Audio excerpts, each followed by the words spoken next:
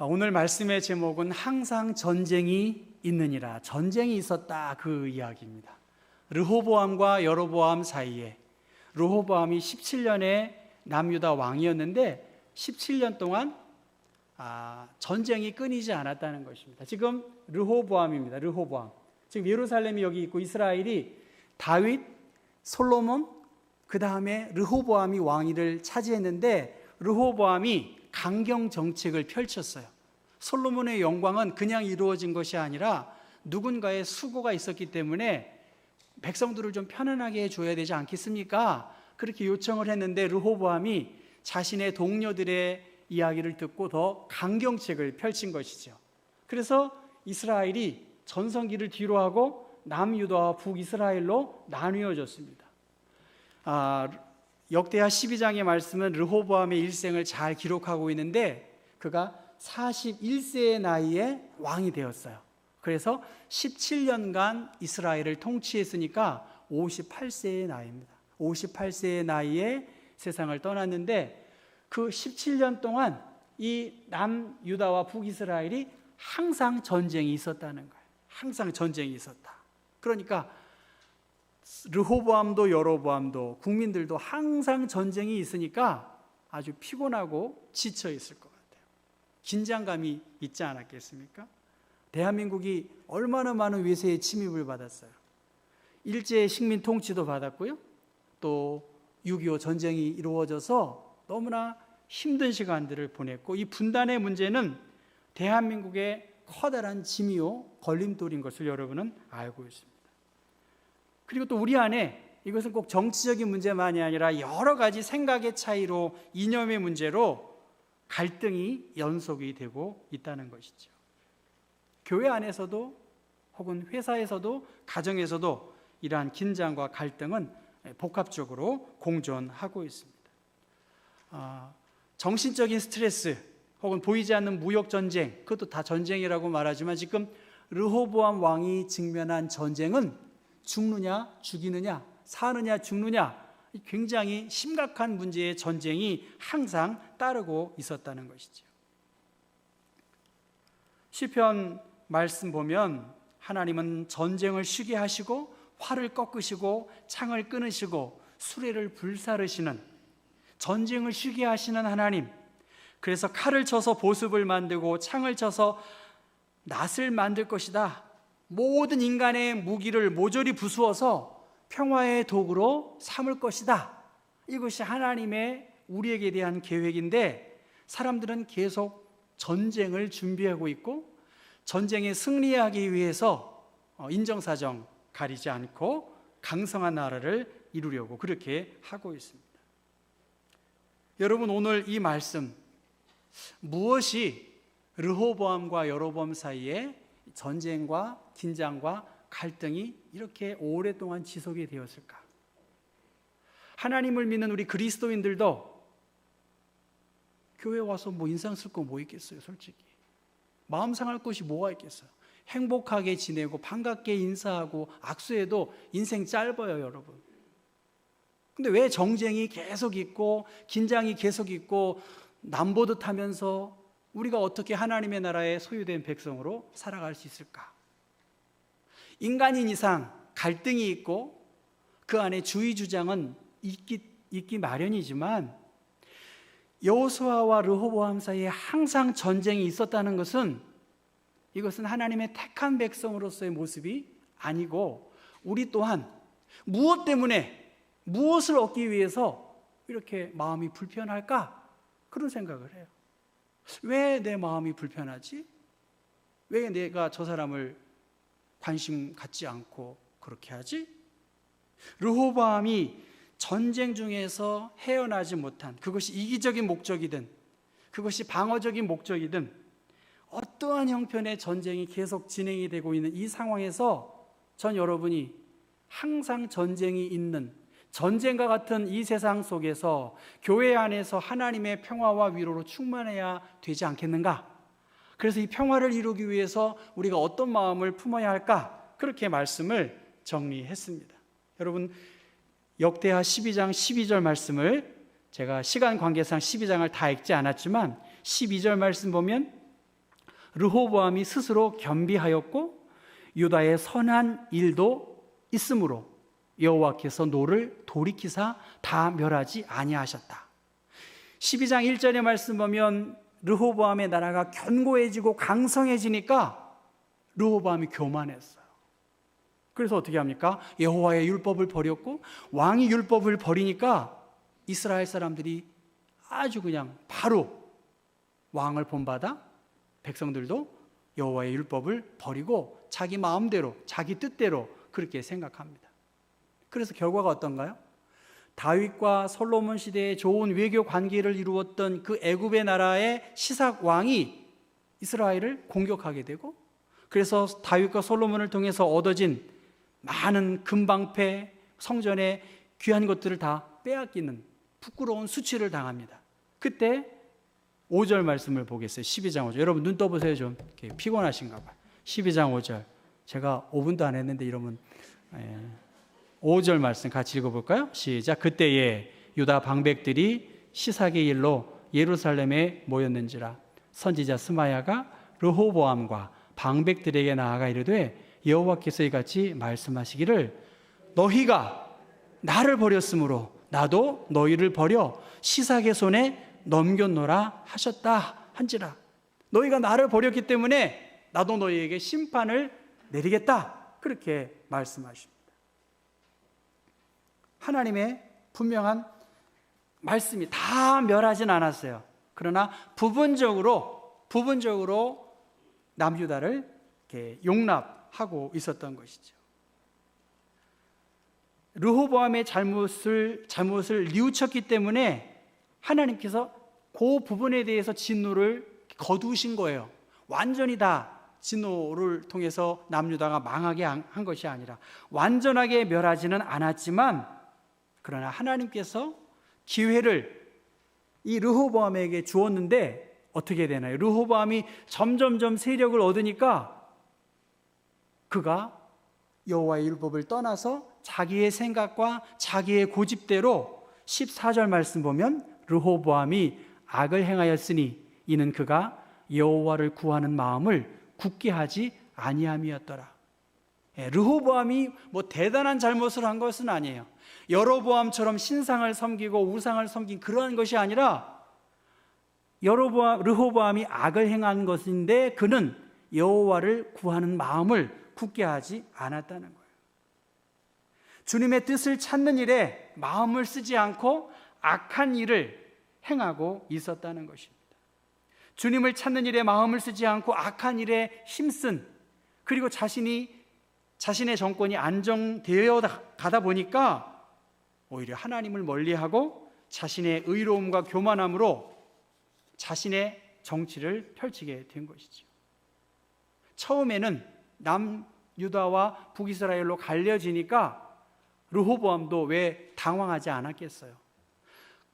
그래서 그는 18만 명의 사람을 통해서 북이스라엘과 전쟁을 치루어서 통일 국가를 이루려고 했지만 하나님께서 막으시는 것을 알고 자신의 생각을 접고 내치에 힘썼어요. 그래서 남유다를 아주 부강한 나라로 만들었는데 점점 나라가 강성해지다 보니까 마음의 교만함이 앞서게 되어서 하나님이 보이지 않고 백성들이 보이지 않고 자신의 정책을 더 밀어붙이게 되었다는 것입니다. 신명기 32장 말씀 보면 평안하고 형통하니까 하나님을 버리고 자기를 구원하신 반석을 업신여겼다라고 말하고 있습니다.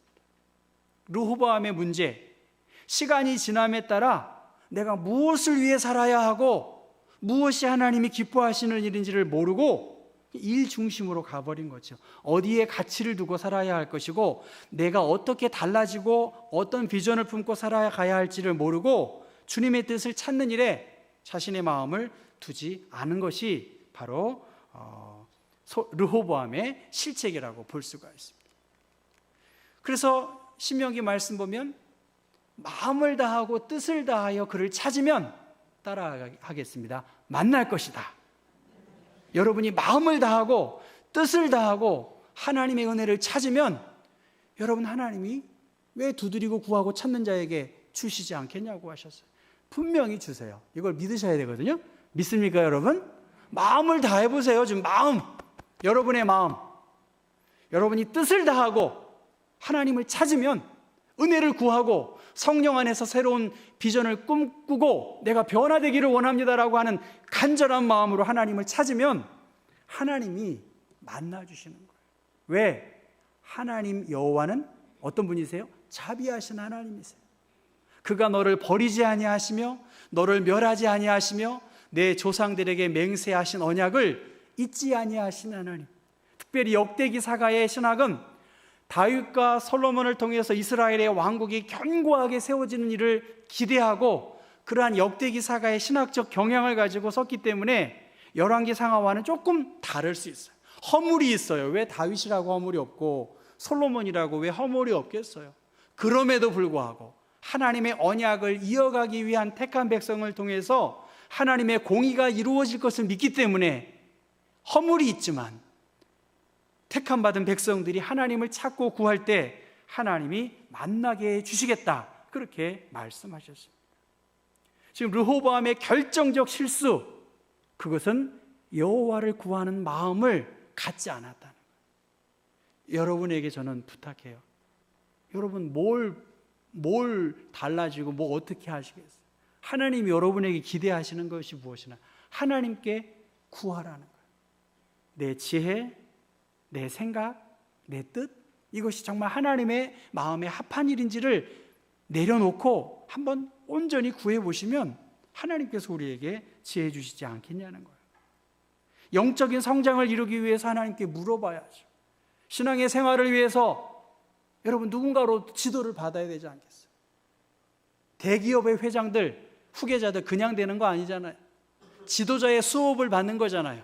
왕으로서의 훈련을 받아야 왕의 노릇을 하는 것처럼 우리가 왕 같은 제사장답게 살려고 하면 여러분 절제하고 훈련받고 하나님께 묻고 믿음의 성령에 충만한 그 뜻이 무엇인지를 배우셔야 돼요. 배우셔야 돼요. 그럴 때 하나님께서 하나님의 뜻을 보여주는 것입니다. 그러니까 르호보암은 구하지 않았어요. 자기가 제일 잘났고 자기가 왕이니까 누구의 말을 듣겠어요. 그러니까 그는 갈등과 원망과 불평으로 가득 찬 17년의 생활을 할 수밖에 없었다는 거예요. 여러분 그렇게 왕 되는 게 좋을까요? 별로 안 행복할 것 같아요. 믿음 생활도 마찬가지입니다. 평안이 있어야죠. 감사가 있고 하나님의 위로가, 은총이 있어야 신앙생활도 믿을 만한 거 아니겠습니까? 안유아 목사님께서 중도 장애인인 것을 여러분 아실 거예요. 그가 시각장애인으로 여러 일을 하다 보니까 일이 너무 많은 거예요. 지친 거예요. 그러니까 그분이 이렇게 아이고 안 하면 그만이지 뭐 이거 안 해, 그렇게 생각을 품고 있으셨던 적이 있었다는 거예요. 그런데 그 순간 나에게 이러한 나쁜 마음을 인식하고 말이죠, 물가에서 나에게로 오라고 하는 주님의 음성을 듣고 주님의 환상을 느끼면서 이것은 하나님이 주시는 마음이 아니구나, 주님의 음성이 아니구나, 그러면서 우리에게 기쁨과 행복과 풍요로움을, 예수님을 묵상하고 내게로 오라는 그 말씀 쫓아 나가니까 안 하면 그만이지 뭐 하고 그냥 한 그 마음을 뒤로 하고 하나님의 위로와 긍휼을 힘입었다고 그렇게 말하고 있습니다. 제한된 공간에서 싸움이 있을 수밖에 없어요. 르호보암과 여로보암. 그런데 이미 역대하 11장 4절에 너희 형제들과 싸우지 말아라, 각기 집으로 돌아가라고 스마야 선지자를 통해서 하나님께서 르호보암에게 말씀하셨는데 르호보암과 여로보암 사이에 전쟁이 끊이지 않았다는 것입니다. 여로보암은 그 시작부터 우상을 섬기는 일에 마음을 빼앗겼지만 르호보암은 하나님을 믿는 신앙생활은 있긴 있었지만 그 신앙생활의 가치와 중요성을 반신반의한 거예요. 명목상의 그리스도인으로 머문 것인데 저는 그 말씀 중에 하나가 13절 뒷부분에 나온 여로보암의 어머니 이름이 나와요. 나암하고 암몬 여인이었어요. 이방 여인이 이 르호보암을 낳은 것이죠. 열왕기상 11장의 말씀 보면 솔로몬은 여러 이방 사람들을 만났어요. 이방 여인들을 아내로 맞이했어요. 그리고 그 아내들은 아스타롯 신을 섬겼고, 특별히 암몬 사람들은 밀곰 신을 섬기는 그 우상 숭배를 따르는 그러한 여인이었다고 볼 수가 있습니다. 꼭 엄마 때문에 르호보암이 하나님과 대적했다, 전 이렇게 말하는 것이 아니라, 그래도 자녀의 신앙생활에 중요한 책임과 역할은 부모에게 있다라고 생각을 해요. 다 할 수는 없어요. 그러나 적어도 르호보암의 어머니가 이름이 나왔고, 특별히 그 이름이 암몬 여인이었다고 하면 여호와께 구하는 법을 엄마가 잘 가르치지 못한 것 아닌가 하고 제가 자의적으로 말씀을 묵상했습니다. 이미 예루살렘 성이 가까이 있는 곳이에요. 누구보다 하나님을 잘 믿을 수 있는 조건이고요, 북이스라엘 사람들 중에서는 레위 사람과 제사장들이 하나님을 섬기기 위해 남유다로 내려왔어요. 그리고 백성들 또한 하나님을 섬기기 위해 모든 것을 버리고 남유다로 내려왔는데, 정작 그 좋은 조건에서 르호보암은 세력이 견고해지니까 율법을 버리고 국민들도 올바른 길로 인도하지 못하는 부끄러운 왕으로 기억되어진 것입니다. 여러분, 무엇이 잘못일까?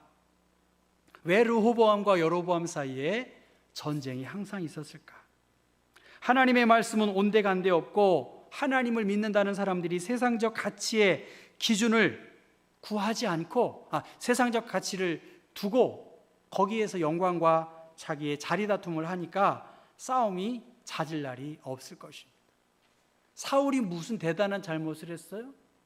근데 사울에 대해서 그렇게 말합니다. 여호와의 말씀을 지키지 아니했고, 신접한 자에게 가르치기를 청했고, 특별히 여호와께 묻지 아니했다는 거예요.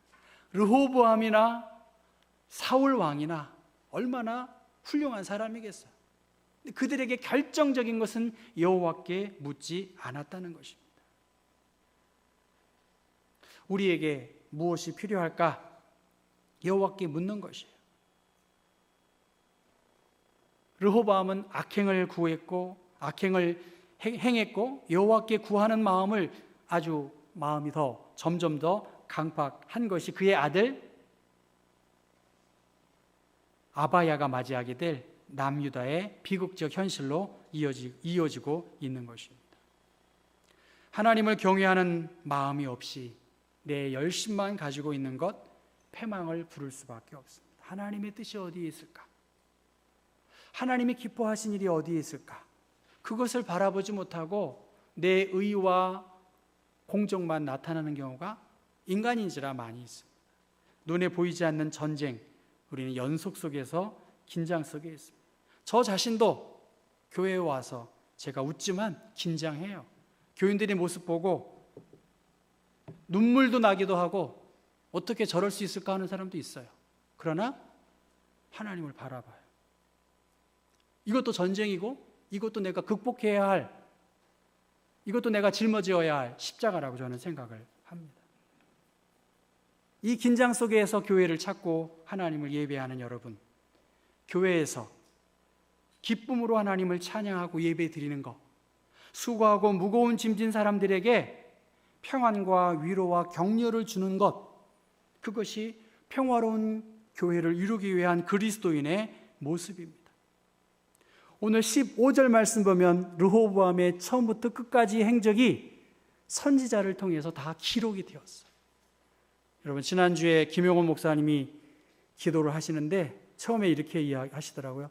1955년 6.25 전쟁이 발발했을 때 누구 해가지고, 야, 이거 1955년이면 65년까지 가려면 이게 굉장히 시간이 많이 걸리겠는데 1955년에 교회를 위해서 수고한 분들을 아주 암기하시면서 그렇게 하셔요. 이거 1955년에서 65년 이게 굉장히 했는데 목사님이 잘 이렇게 맞추셨어요. 전 잘 모르기도 하고.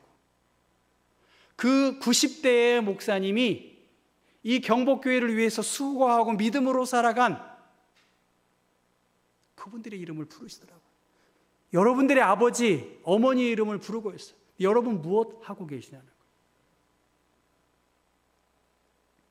처음부터 끝까지 르호보암의 행적이 기록된 것처럼 여러분의 교회를 향한 그 수고와 애씀을 하나님도 기억하시고 주변 사람들도 기억하지 않겠냐는 것입니다. 한 형제로 평화롭게 지내라고 한 하나님의 뜻을 위해서 협력해야 될 텐데 어떻게 하면 더 좋은 하나님의 사람으로서의 모습을 갖추어 갈 것인가? 그것을 위해서 우리가 힘을 모아야 되지 않겠냐는 것입니다.